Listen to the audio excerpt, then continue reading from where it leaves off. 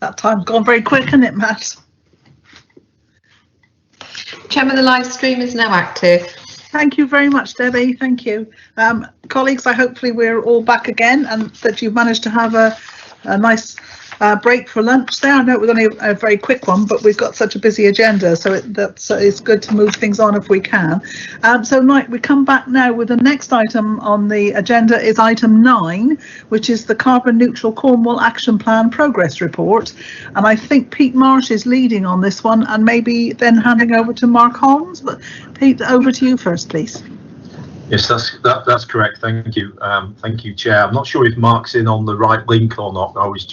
I've just been in and been on the live stream, which wouldn't have allowed me to speak. So Mark, if you're in the background, you'll need to join as you joined this morning. So apologies for that. Hopefully he'll be with us and able to join in the conversation.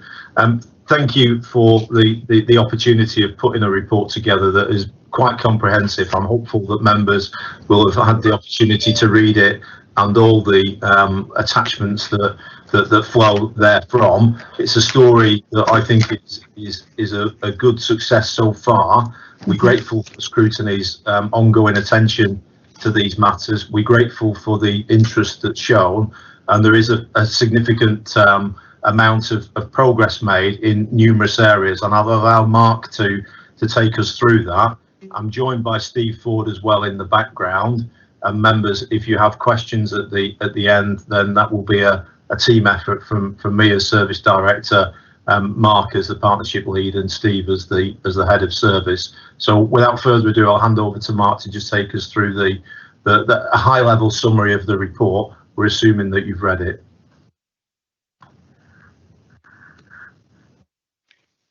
You're on mute, Caroline. Apologies. Sorry, good job. That starts off really well, doesn't it? All I was saying was welcome Mark and Steve in the background. Thank you, and we'll hand over to you. Thank you. Thank you.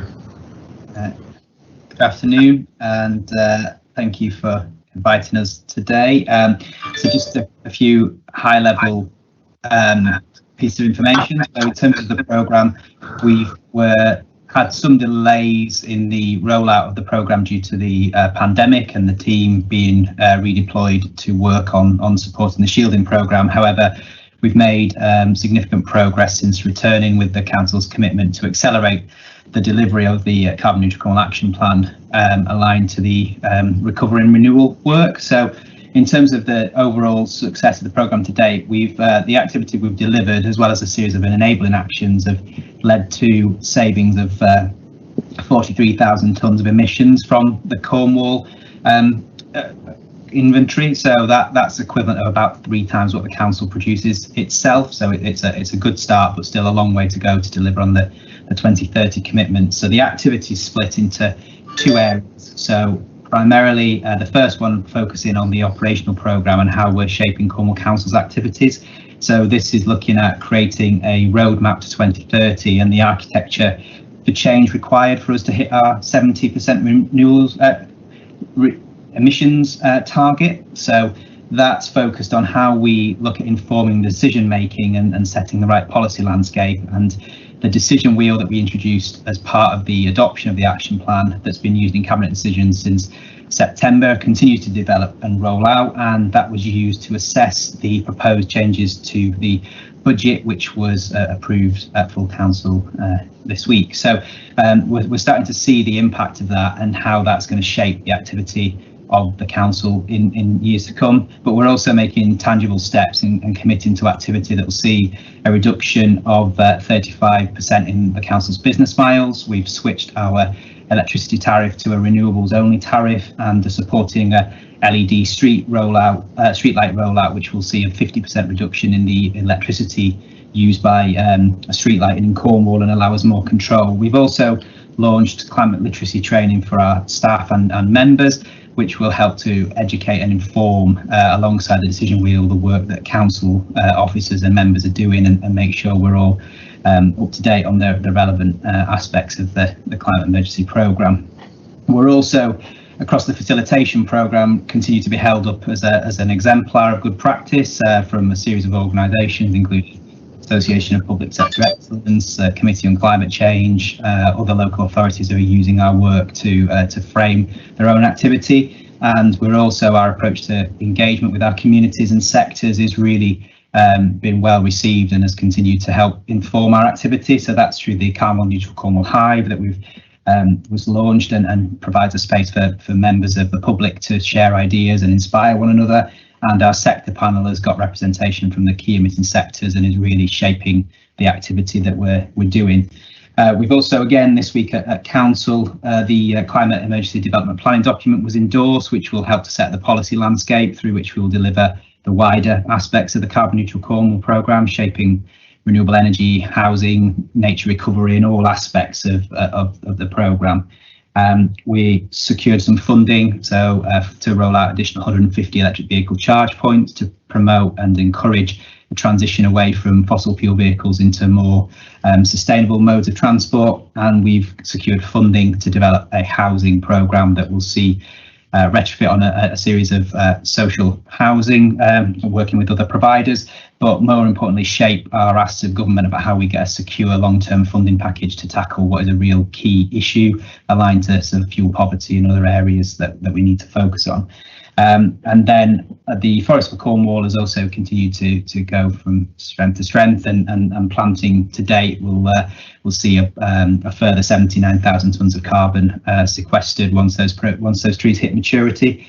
And then finally, just one area, and before we open up to questions, we've been working closely with the health system, who've declared a climate emergency, and helping them to not just to shape their action plan, but look for areas where we can align activity on things like travel, procurement, training, such as the carbon literacy training I mentioned earlier. So there's lots of activity going on across the board, and I'm more than happy to answer questions and go into detail on any specific areas of interest.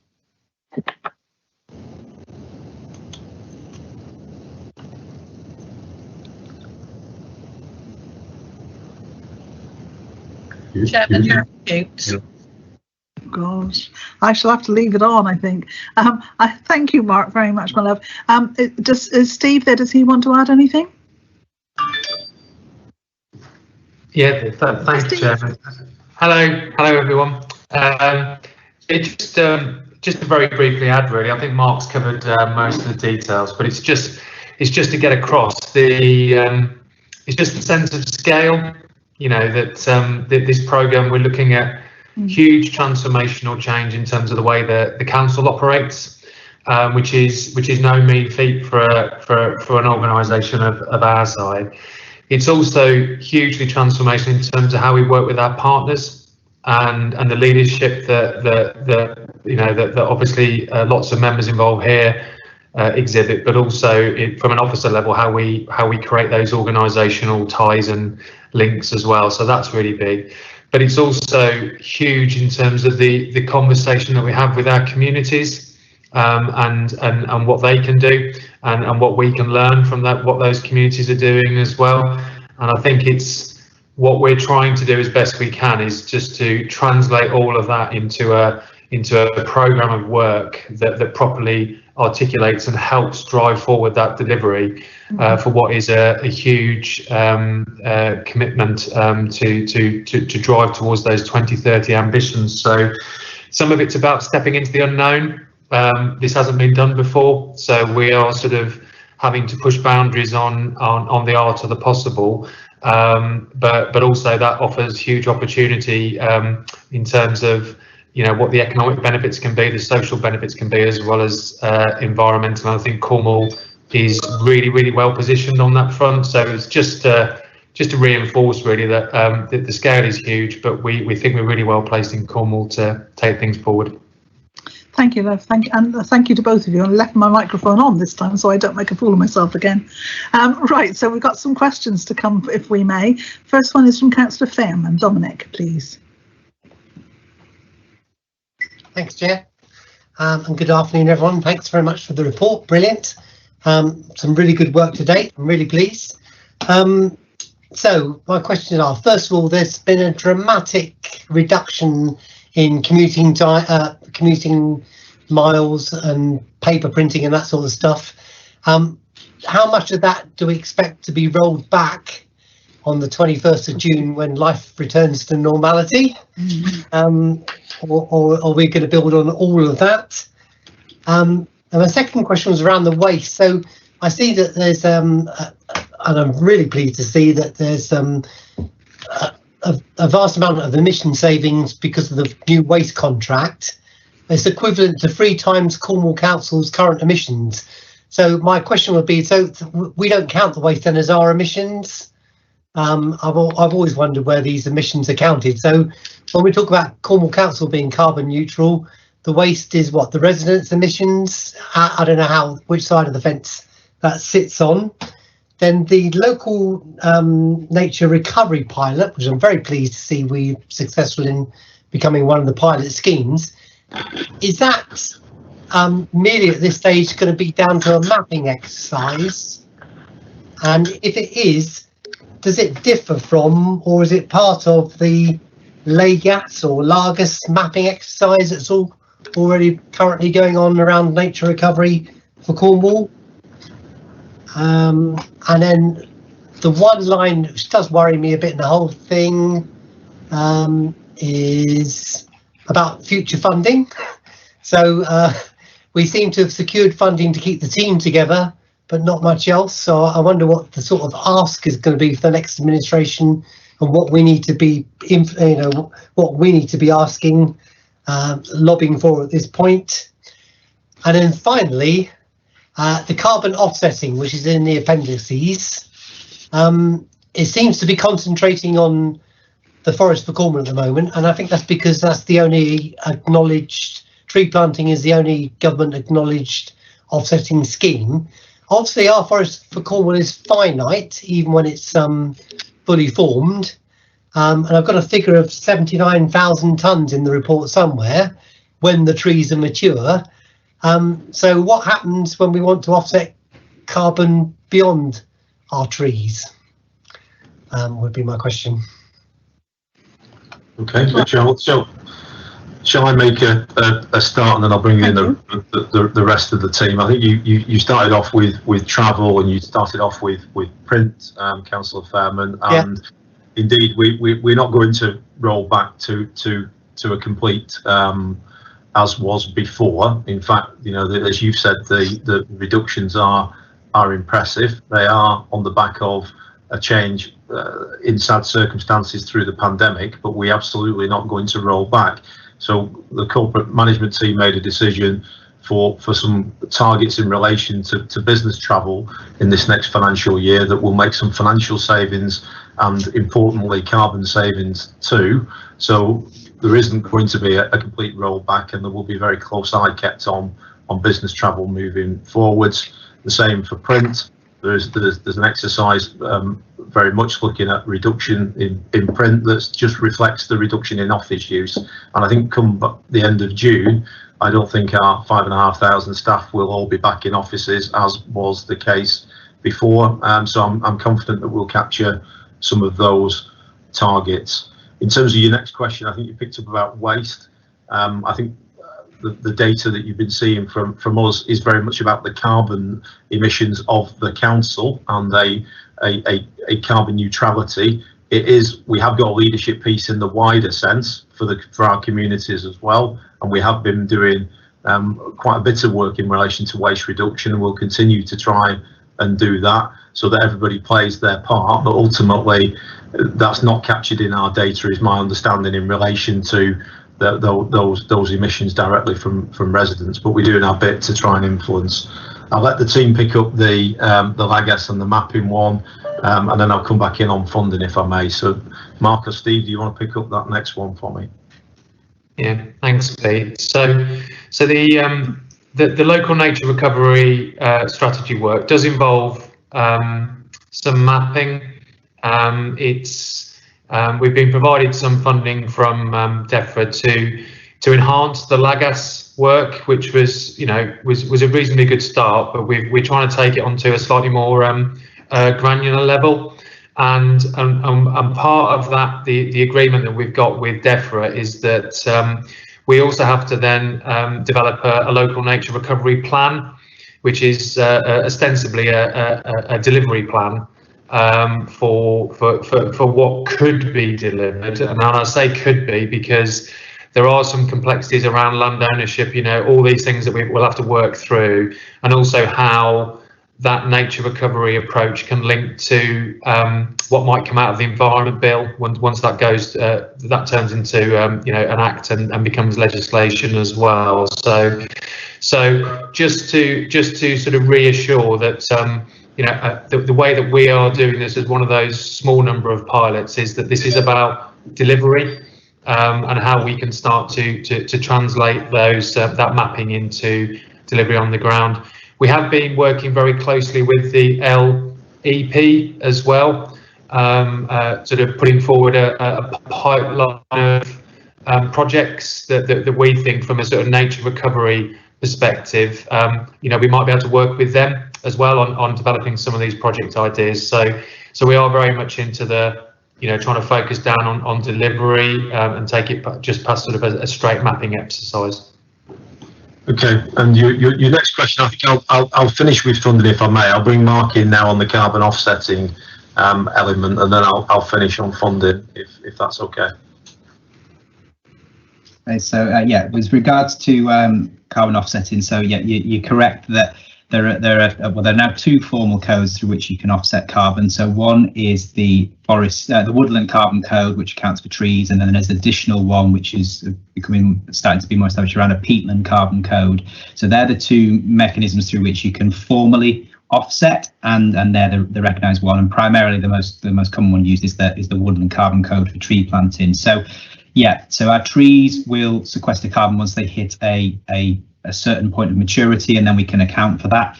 And there's certain parameters you have to hit to sort of be a formal offset scheme, and we're working closely with the Forest for Cornwall scheme to consider how we do that. However, we can account for any carbon sequestered by trees we plant outside of that, so we can use that as part of our accounting.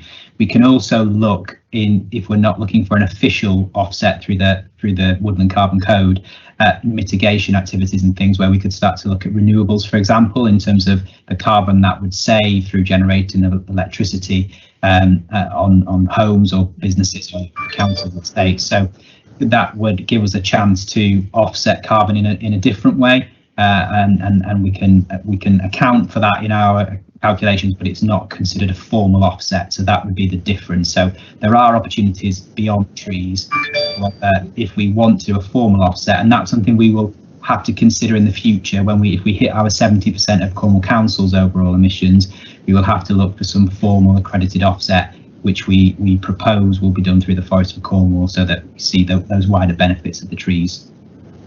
Okay, and the last element was funding. We have funding for this coming financial year, but in any new administration, next year's budget will need to take into account the fact that funding does drop off. There's time to resolve it, but I'm sure the job will not be finished in 12 months' time by a long shot, and it will be important that members put some priority to this issue still, and put some funding to flow behind it, for sure. But there is sufficient for us to continue on the programme and with the priorities that have been set so far in this current financial year that's coming.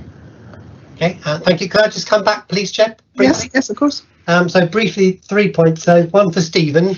So I had a quick look at the LAGAS mapping system, and just a quick bit of feedback I want to give, that if you were particularly interested in, for instance, your own farm, and you zoomed in on it, and then you changed the legend to reveal a different thing, like a woodland planting opportunity, the whole map zooms back out to Cornwall again, and doesn't, like with the Cornwall mapping, if you change the legend, the map retains where you've zoomed in, whereas with the LAGAS map, when you change the legend, you have to find your starting point again, which is a bit of a drawback.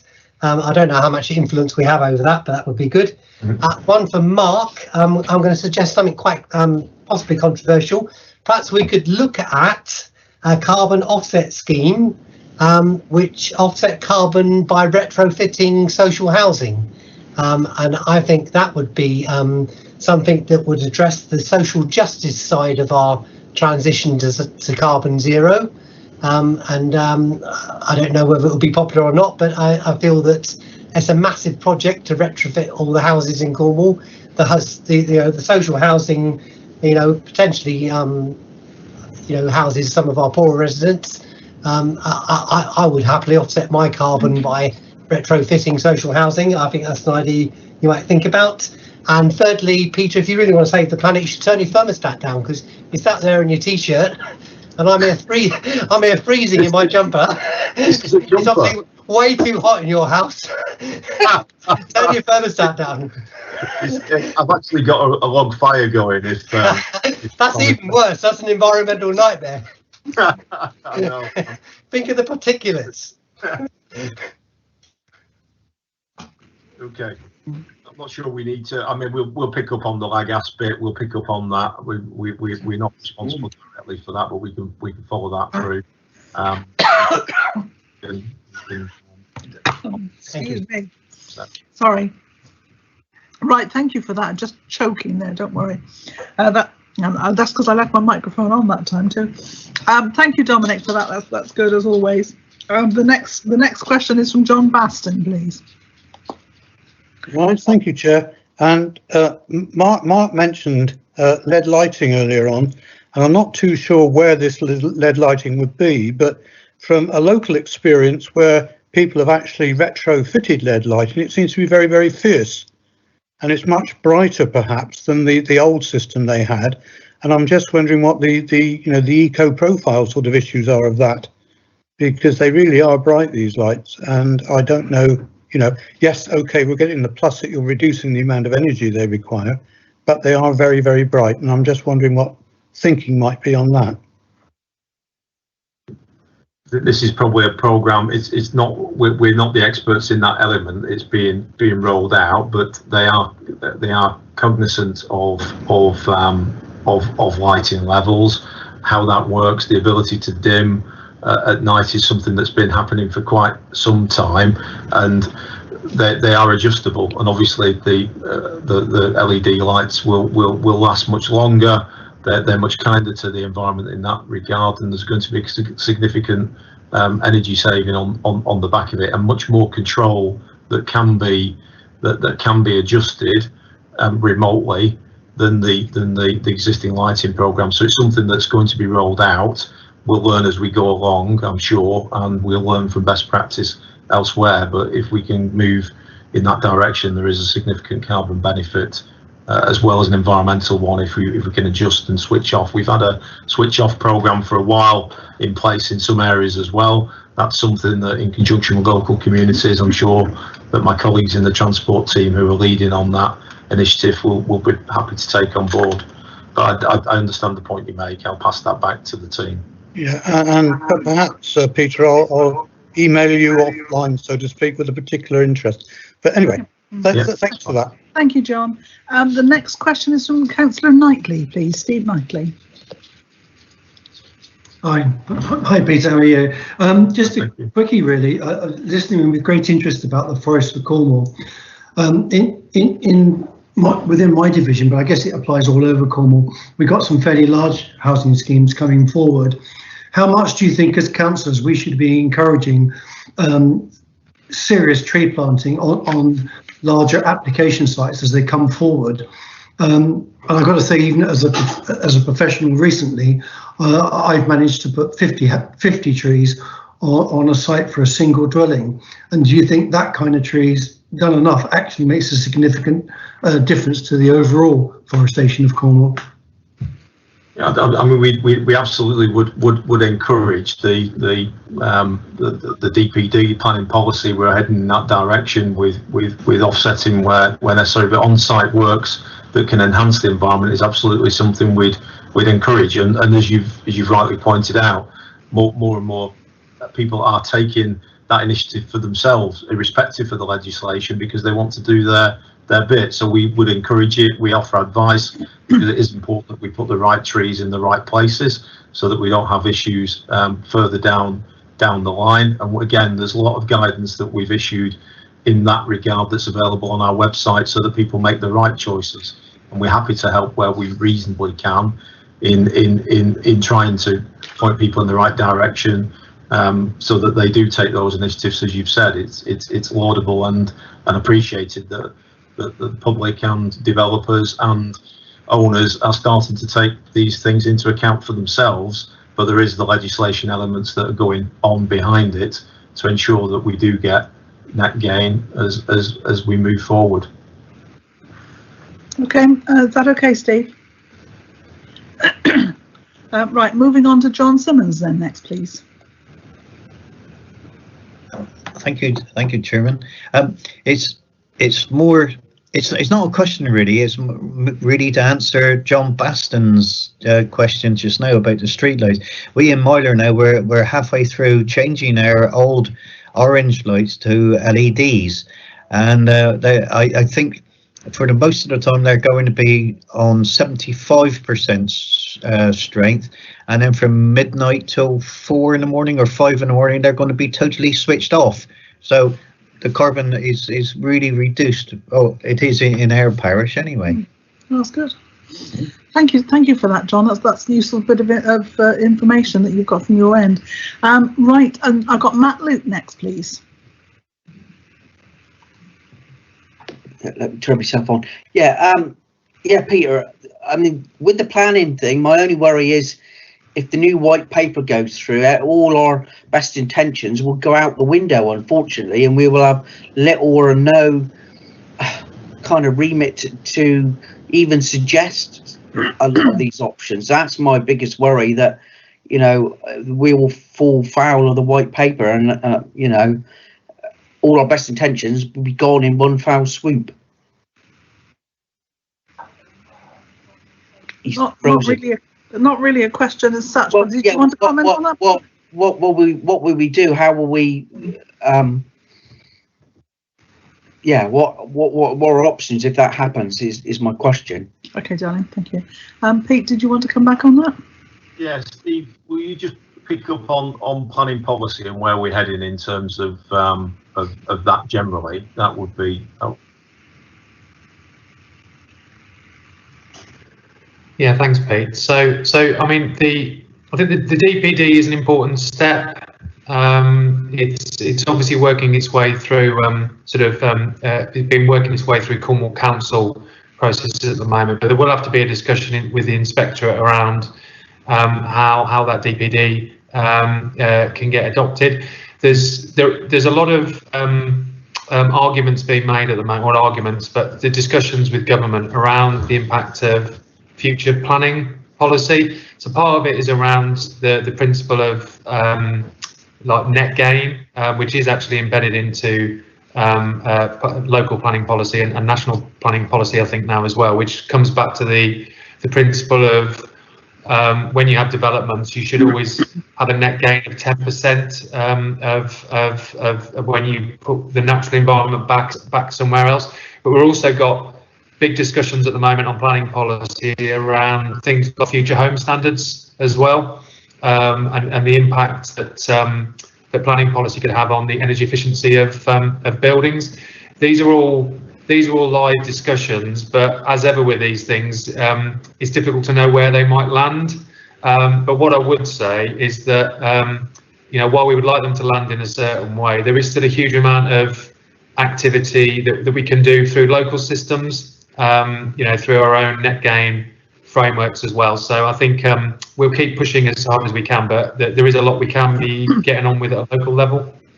Oh, great, lovely. Thank you. Thanks, Matt, and thanks, Steve. Right, the next one is John Baston. You wanted to come back. Is that about the lights, love? Yes, thank you, Chair. I mean, following on from what John said, and yes, I mean, street lights have changed by so much that you can't really sort of compare it. But the problem I've got are industrial units that are 100% all night long. And it really does cause significant light pollution. And I'm concerned also, I said about the ecological knock-on of that, because birds and everything else are, you know, it's brighter than day sometimes. These LED. Thank you. Anyway, Thank you. Thanks for that. Thank you. And then Pauline Giles, please, with a question.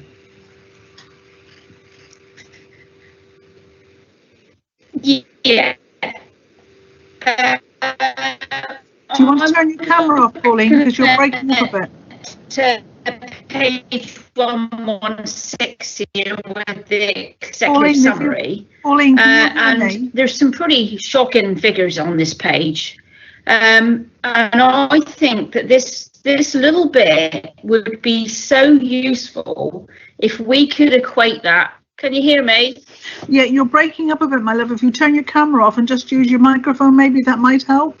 I'll turn the camera off. Is that better? Yeah, it is. You're seeming clearer now. Thank you. Sorry about that. Okay. Yeah, that's all right.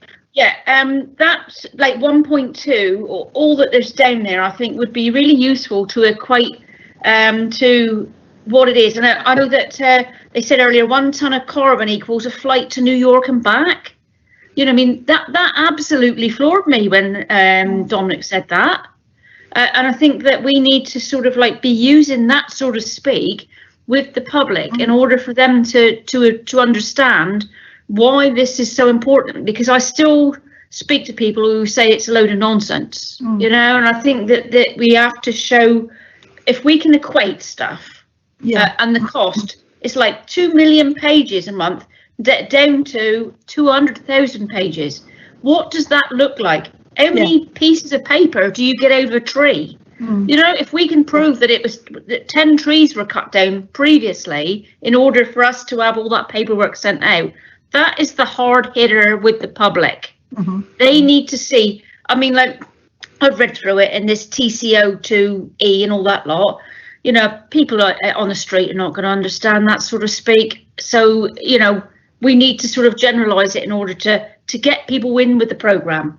And the question I want to ask is, I know that trees are a slow burn because they grow so slowly.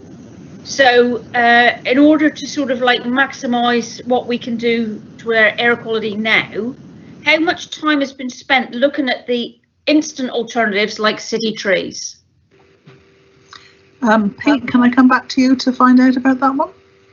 I'm not sure whether Dominic said it was a one-way flight to New York or coming back again. I thought he said it was a flight to New York. Return, one person return. Oh, it is return. Thank you for that, for the clarification. Yeah. Thank you. Pete, would you like to come in on any of that, or do you want Steve or Pete Frost, I think. I think Councillor Giles made some very good points. I didn't catch all of the early part, unfortunately. You're breaking up next, Pete. You're frozen. Do you want me to pick that? Yeah, Mark or Steve, could you take it? So I think the point was around the numbers used in section 1.2 of the report and how accessible they are to residents. And I think that's something we're very mindful of, that we, as we develop our behaviour change campaigns and our engagement campaigns with the public, we need to think of language that we can use that they can access and understand. And that example of using a flight to represent, we've tried various means of depicting that to try and engage people and show what they can do and the impact of their actions. So it's something we are very, very mindful of, and we're working closely, not just with people in the council, but with partners like Eden and others around how we engage residents, and we enact those sort of behaviour change campaigns with partners to try and encourage our reach and do it in a impactful but informative manner that people can relate to. Thank you. Is that okay, Pauline? Yeah, and what about the city trees? We are doing a whole series of urban trees as part of the programme that we're putting in place, Councillor Giles. So I'm more than happy to share some more detail about that offline with you. But urban trees are really important. They're important for canopy. They're important for health and well-being, and it's something that is a feature of our Forest for Cornwall ambitions, with some already in place and others to go in. So I'm happy to give you a bit more detail on that separately if you like, but it's an excellent point and one that we are aware of and acting on. Can I come back on that one a minute? Yes, is that right? You know, I'm not actually talking about trees. It's the moss, which takes the fine carbon and that out of the atmosphere, which is almost instantaneously. You know, if you park it near high density carbon areas, it takes it out of the air. So rather than having to wait for 30 years for a tree to get to full fruition, the city trees, which are big moss triangles, for want of a better word, they sort of like start working almost instantaneously once they're installed. Right, Steve has indicated. Do you want to come back on that one? Yeah, it's just so I think we have had some discussions with some of the companies that are behind these city trees, because we know that we've got some real hotspots in terms of air quality. You know, places like 3 Milestone and others as well. So we're just looking at what the feasibility of that might be vis-a-vis more sort of standard approaches as well. I'm not going to overplay that we've firmed up on an idea, but we are aware that quite a few other cities are going down this route now. You know, in terms of having these put in place on in sort of heavy pollution areas. So it's something we're looking at. I think more broadly, just for more traditional tree planting as well, we are working closely with you know, economic growth colleagues in terms of some of the towns deals and also our own urban tree planting approaches as well, which I think are just as important in their own way as the more sort of rural tree planting, because of the access they give people to you know, to those sort of environments as well. But it is something we are looking at. Thank you. Right, a couple of questions from me, if I may.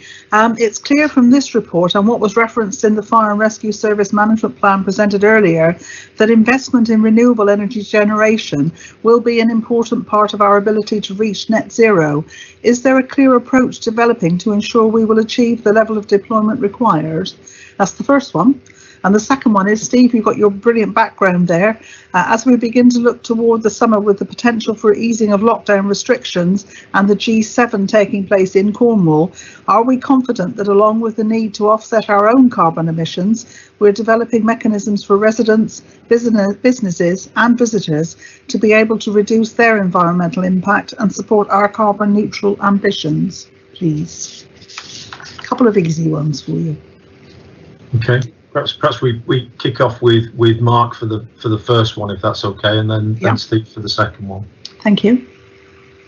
Yeah, so in terms of the renewable deployment, we've been working to develop a renewable pipeline. So that includes working with colleagues in Fire and Rescue Service to look at their estate, as well as schools and other public and private sector bodies to look at how you might accelerate the delivery. The council's just procured a solar framework as well, which sets about 4 lots depending on the size of renewable installation. So from a household scale that you might use on social housing through to a solar farm scale of multiple megawatts.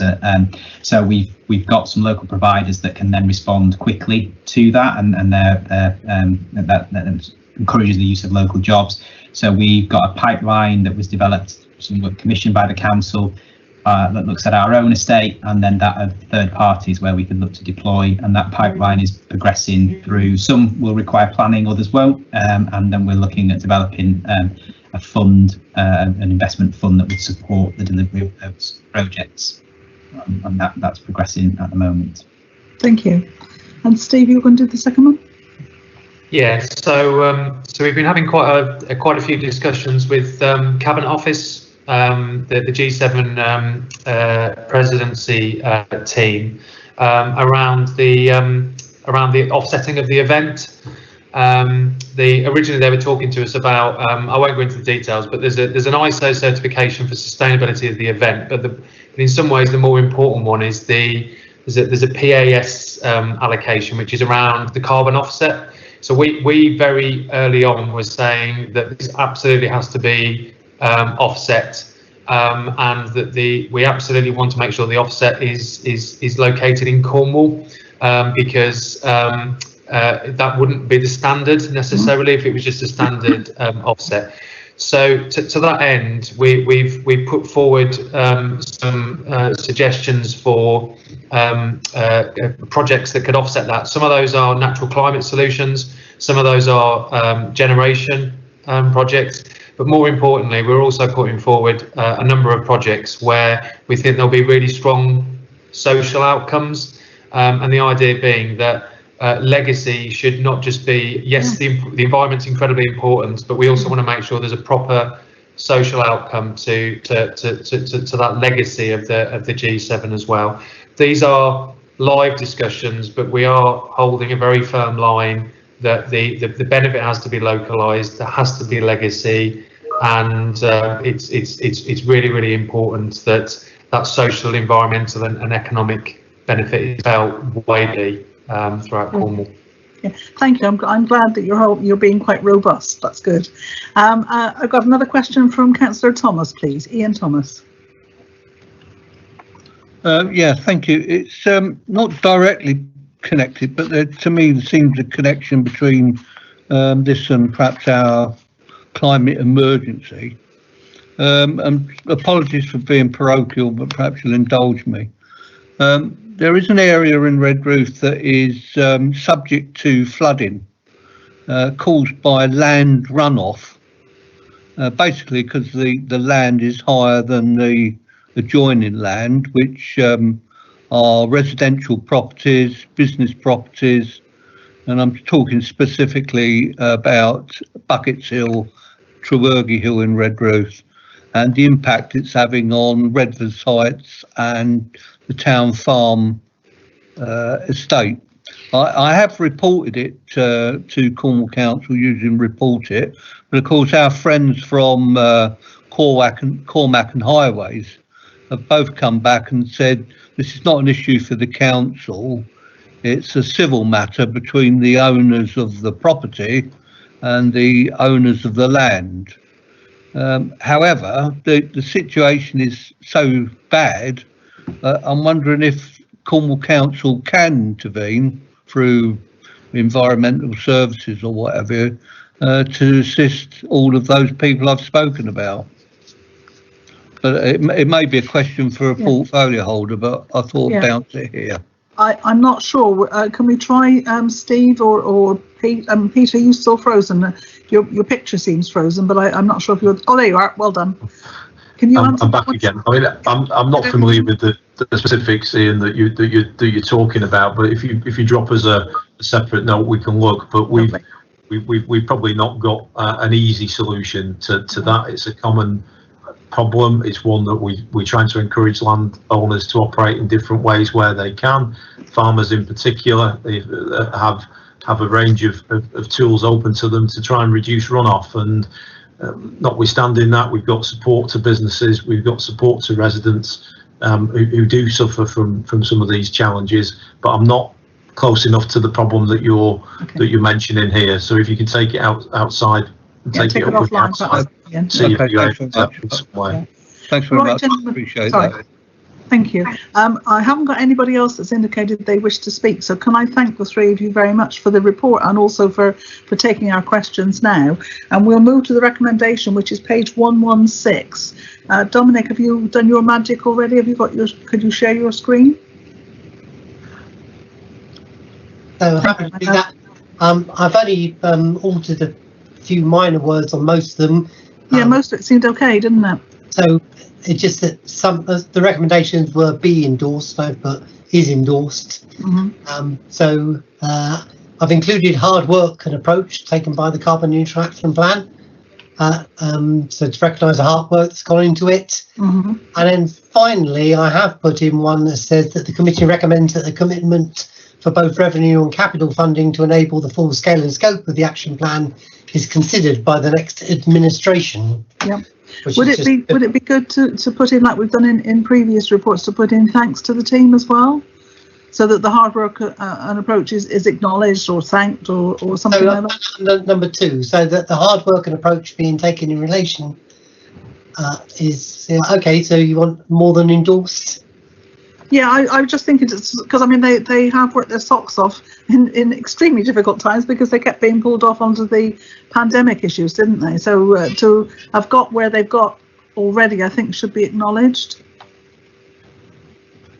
The team is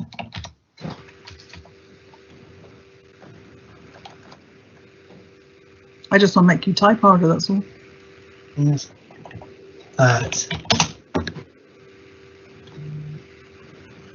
Joe, you wanted to come in. Joe Heather.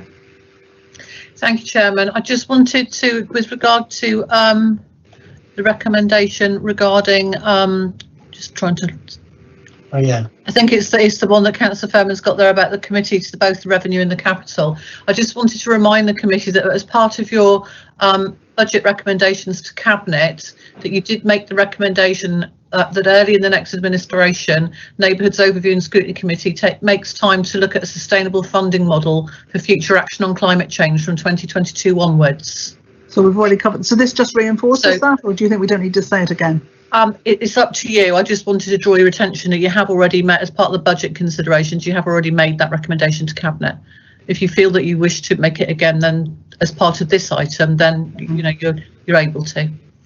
Dominic, I'll come back to you if I may. Are you happy to propose the wording as you've got it on there? I am, and my limited understanding of political life is that the more you say it, yeah, the more often the better. Yeah, yeah. Do we need to put anything in about the bits that Pauline was saying about actually making it idiots proof, so for idiots like me, so that I can understand that what one tonne of carbon actually relates to, or will you just take that on board from the debate that you've heard in the meeting today? Does it not need to be put in the recommendations?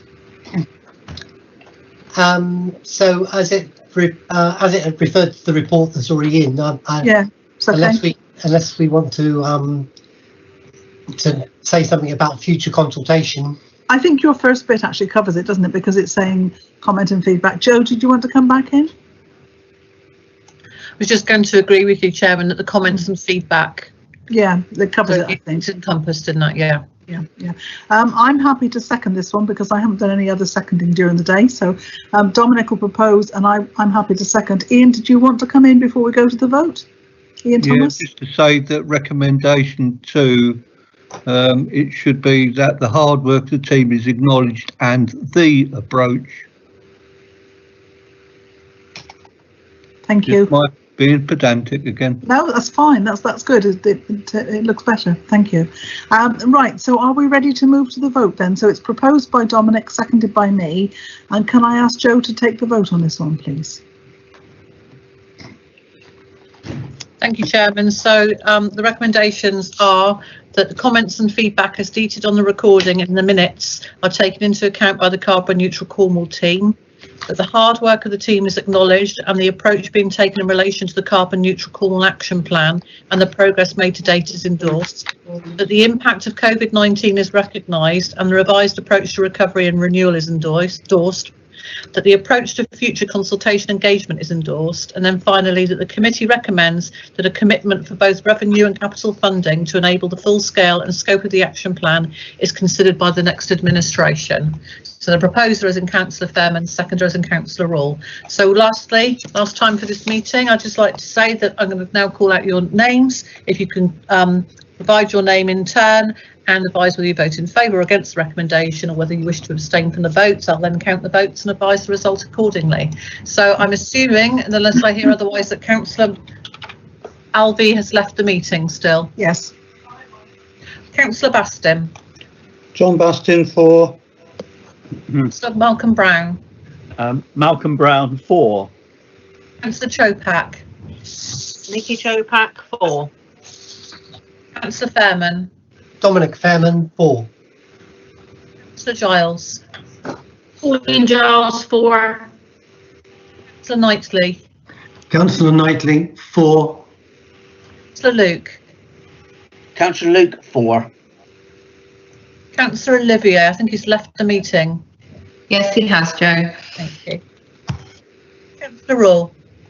Carolyn Rule 4. Councillor Simmons. Yes, Councillor John Simmons 4. Ian Thomas. Ian Thomas 4. Mike Thomas. Councillor Mike Thomas 4. Councillor Kevin Towell. As I missed quite a lot of the debate, I was called away. I will abstain. Okay, darling, thank you. Okay, thank you. So this vote was out of 13 members of the committee. We have 11 in favour and 1 abstention, so the motions are carried. Thank you very much.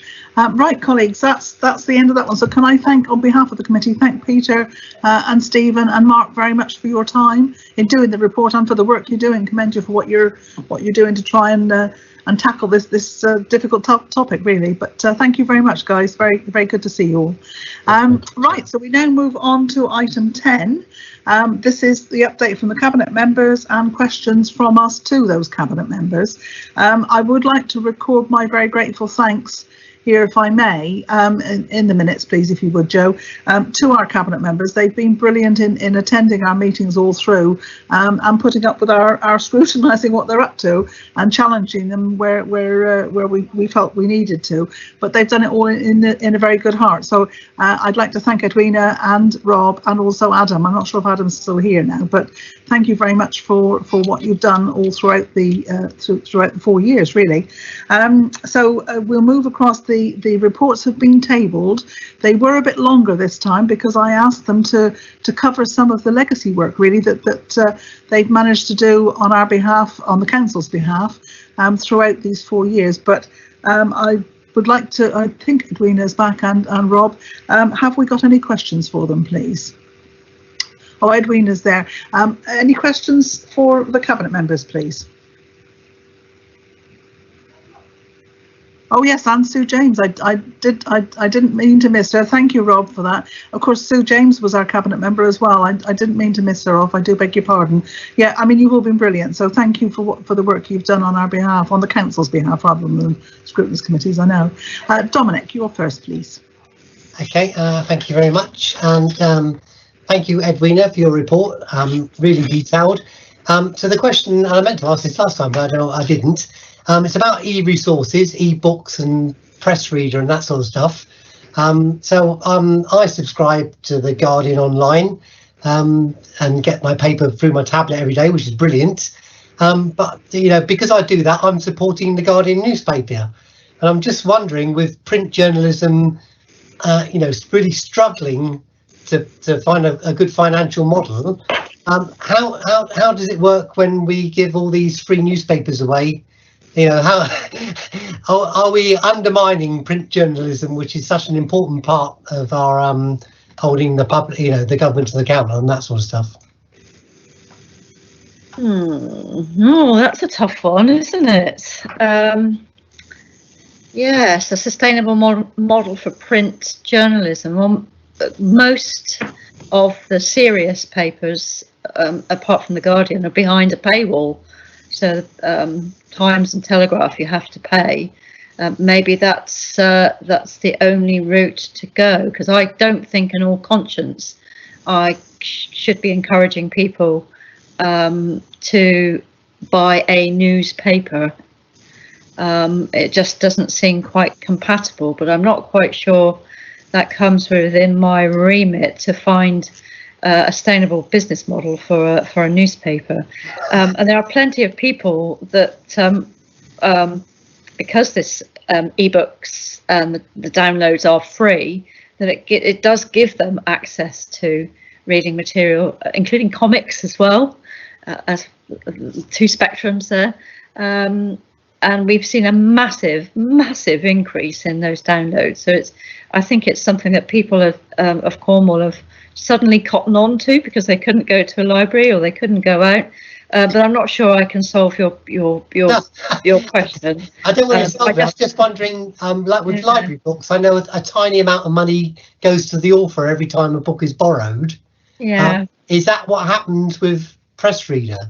You know. Well, the thing is that, to be controversial, there are some newspapers that I wouldn't want to give a penny to. And I wouldn't want to encourage them, and I'm not going to say what they are. The Guardian is probably not within that category, but oh yeah, supporting journalism. I mean, are we undermining it? That's what I'm saying about that one. Yeah. Okay. I'll perhaps take it back to them. My question is not should we support it? Are we undermining print journalism by giving it away for nothing? Probably, but you can. To a degree, but the levels that people sorry, you're freezing, Edwina. To go out and is quite Oh, sorry. Should I turn my camera off? Yeah, try that. So I think the number of downloads is tiny compared to the number of people that do buy. So I don't think that our smallish number, even though it's growing, of people that download is going to dent the Guardian's sustainable business model. Right, good. Thank you, darling. Is that okay, Dominic? Yeah, and I'll just ask Rob one quick question, please. Yeah. I've just been made aware of the LGA Virtual Fire Conference, which is coming up. We've just been discussing scrutiny of the fire as members of the Fire Authority. Are you attending, and would you encourage and would you okay other members of this committee to attend some of these sessions, which I see in front of me? Thank you, Dominic. And yeah, I buy one newspaper a week. I buy the Daily Telegraph on a Monday or a Tuesday because the crossword is a little bit easier on Monday and Tuesday. I promise I don't read any of the other things in it. I have no idea what its political views are. But crossword is quite nice. Yes, I am going to the LGA Virtual Fire Conference, and I'd really encourage members to sign up for it. Yeah, you are the Fire Authority, and there's an opportunity. It's a shame that it's not, it's not actually attending. The opportunity to talk to other people about other practices, what fire brigades do elsewhere. Councillor Giles was talking earlier on about 4 riders in the fire engine, and that's commonplace up country. It's sort of something we've just tried out. And as well as that, there's your governance that you've just put through, opportunity to learn about that. And there are things in the wind. Before COVID, we at a conference I actually physically attended, they were talking about the Police and Crime Commissioner taking over the fire brigades. Yeah. That's back on the agenda. There is mushrings about that going on. Right. So you want to get up there and talk to people about that and make our views known.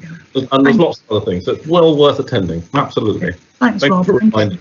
Thank you. Joe, did you want to come in there? And then I'll go back to the other questioners. Yes, thank you. What I was going to say is that I'm happy to circulate the information about the forthcoming conference and also the appropriate forms that need to be completed if most members are interested in virtually attending. Thank you. I think the technical process is it has to be approved by the leader if we want to attend, although there's no cost to us because Cornwall Council is a member of the LGA. But yeah, that would be great if you could, Joe. Thank you. Right, coming back to those that want to ask questions. Malcolm Brown is next, please. Yes, it's a good job Councillor Taylor has left the call, because I wouldn't have wanted her to hear me saying to Councillor Nolan that his reading tastes have been noted. So I don't need it. Only the crossword. Well, you can get a few crosswords from me now. I'm going to ask you another simple question, which is, when are you going to stop being so nice? And if I can explain what I mean by that question, we've heard from you before that the enforcement team has found out a number of businesses violating legislation, like the pub you found and all the rest of it. Now, as I understand it, none of them have been actually named. Now, I just wonder, I'm not criticising the government, because I think the moves towards lockdown are probably on the whole pretty sensible. But I did read this. I did read something online this morning about one area where locals are trying to prevent visitors getting access to the beach, i.e. just to reserve it for people from the immediate area. And I do think there is still a lot of concern about the infection being passed around. And I just wonder, have we really got to the point that if we're going to demonstrate to the public and everybody else that we are serious, if we find businesses violating the rules, say more than once, that they will be named and shamed? Or are there legal reasons which would prevent us doing that? Thank you, Malcolm. There are no legal reasons other than the 2 premises that we put fixed penalty notices on, £1,000 fines. They do have the opportunity to appeal, but I think on both of them the time has gone by for appealing. So we could name them. One was a club and one was a barber's. There's no continued risk of exposure to the public. They're both closed, so I wasn't sure what would be gained from naming and shaming. It's not telling, it's not warning people not to go in there because they're closed. With B&Bs and holiday accommodation that might try and be open, I think Edwina will tell you that there's bad feeling already in some of the towns where there's a lot of tourism, and I don't really know that we want to highlight it and fan it. So we are going to have issues this Easter. You know, the government has said from the 29th of March, you no longer have to stay at home. But what does that mean exactly? It's not until the 12th of April that accommodation is allowed to open. But we are going to have people on day trips down, and we're going to have people coming to second homes. And it's all looking slightly vague. You know, I'm looking forward to putting it behind us, I think, and I'd rather not dwell and say, oh, this barbers, they were pretty bad during the pandemic, don't go to that. I don't see what we gain. Yeah. And I think we've levied our fine. It's a hell of a fine, £1,000. I'm inclined to leave it unless the council tells me otherwise. Yeah, thank you. Being too nice, as Malcolm said, that's just you. You can't go against your character, you see. Well, can I just come back briefly? Yes, of course you can, Malcolm. I would personally welcome the barbers reopening sooner rather than later, if I could declare an interest in that. But I wasn't asking you to do anything, Rob, about the two that have already been dealt with. I was really just suggesting that you think a bit about the messaging running up to Easter, because I agree with naming of accommodation. That's probably not a good idea, or barbers, but I think if it's other businesses, I think probably if we can communicate that we might be a bit tougher in future, I think that might help to keep the situation under control in what hopefully is only a short period before things become a lot easier. But thank you.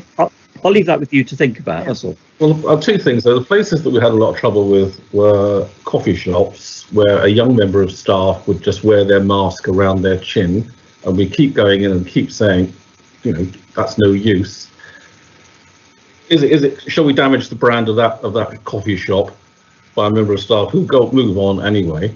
And then you might not know that the local government association mentioned Cornwall Council in dispatches for their best practices. They particularly saluted our comms on telling businesses what to do and enforcement, and telling the public what we were doing. So we've been mentioned in dispatches. I think the guys have done a pretty good job. One more big test to come, I hope, and then we'll be able to put this to bed. Thanks, Rob. Right, the next question is from Councillor Mike Thomas, please. Thank you very much, Madam Chairman. I subscribe to the newspaper, and that is my contribution to the story. And I read them recycling it using our wonderful recycling system. And you can replant paper by trees. You can't replant minerals that come out of computers, but that's another story. The enforcement officers for parking, they come under your sort of purvey, don't they? I'm picking up from some people concerned that they're not around, not in the car parks, but on the streets, and people are taking advantage and leaving cars for much longer because they know that they're not around. Is this unique to my area, or have you come across this elsewhere? And are these enforcement officers due back anytime soon? The COVID marshals and the enforcement team generally have been drawn from across the council.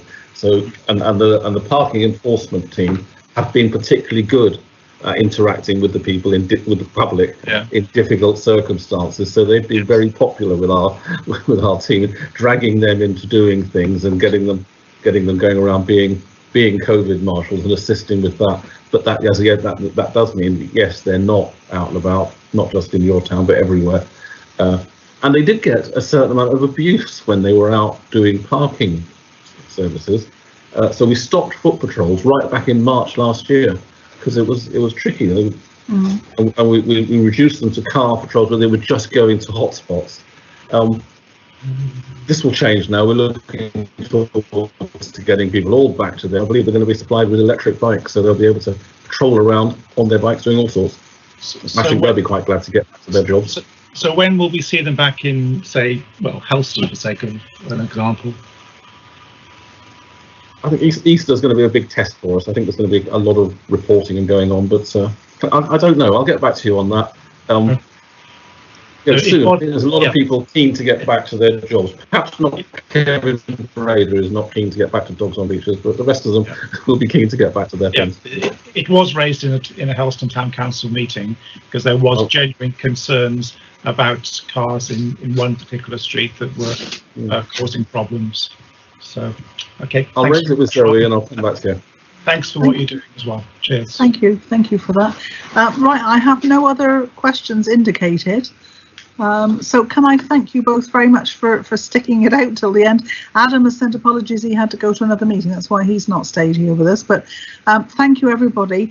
That is now the I have no any other business, so that is now the end of the meeting, our last formal meeting. So hang on, what's Dominic's putting something in there. Sophie with us, she's got her hand raised, so Debbie's saying, Sophie, are you there before we close? It was just hello, thank you, Chair. It was just to provide a little bit of clarification on that last point. If cars are blocking roads and are causing a blockage and blocking access to anything, then we are absolutely still enforcing. So please do get in touch via all the usual channels, and we will chase it up and make sure that that's not happening. Thank you. Thank you, darling. If it's a blockage, it's a police matter anyway, isn't it? Well, or if they're just causing trouble for access and things, so that's fine. Could I just ask, is that advice to the public? Because obviously these are situations that occur in a very random nature, and it's only when they're reported in a council meeting, and that's going to be historical, going back probably days. You're basically saying at the moment when they see it, members of the public should use 101. The usual channels of reporting, but if as members you're particularly concerned about particular areas or locations where you know this is happening on a regular basis, then do get in touch with the parking team through the member user. Thank you very much. Or through your community link officer. Well, can I give your name then for the town clerk to get in touch with if she gets reports on report it through the usual member channels or through the community link or through the community link officer. That would be great. Thank you very much. Right, thank you, Mike, and thank you, Sophie. I hope your electric comes back on at home soon. Right, so can I now call the meeting to an end, and thank you all very much for your time. It's quite sad being the last formal one. We do have another informal to go, but this is the last formal meeting. So thank you all ever so much. It's been a long day, but I think it's been some really good debate. So thank you and take care. All the very best. Bye. Cheerio, everyone. Well done. Bye-bye. Thank you, Carolyn and Dominic. Thank you. Thank you. Bye. What I was going to ask you, Dominic, before you go. Yeah. Is that a Scottish